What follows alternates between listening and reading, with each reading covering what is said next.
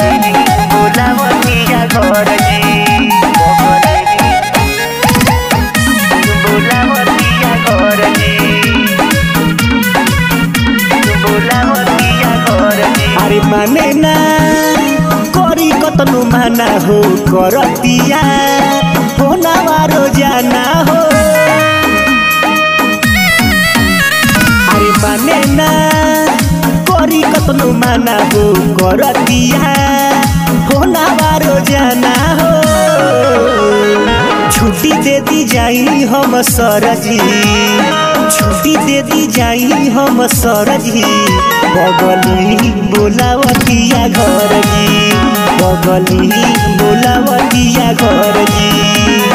जाइब ना तली कुछ कर जी जाइब ना तली कुछ कर जी बगली बोलावतिया घर जी बगली बोलावतिया घर जी।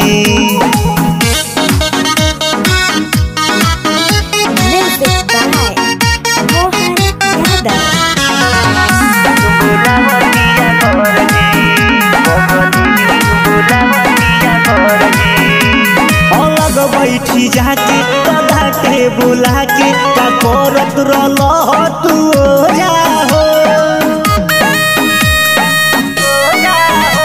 रहे नहीं देले उ हम के अकेले रखे अपना अखिया के सोझा हो।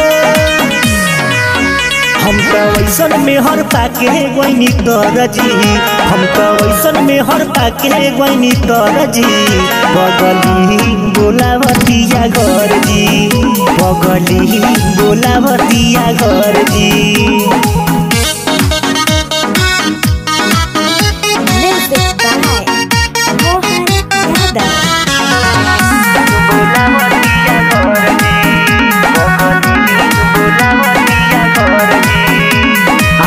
परदेश कहेले उमेश मेहर का होली बुझाता हो।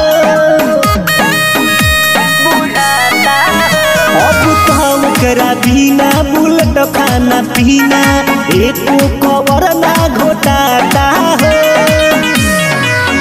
अब तो मरी तो लागेला जहर जी अब तो मरी तो लागेला जहर जी बगली बोलावतिया घर जी बगली बोलावतिया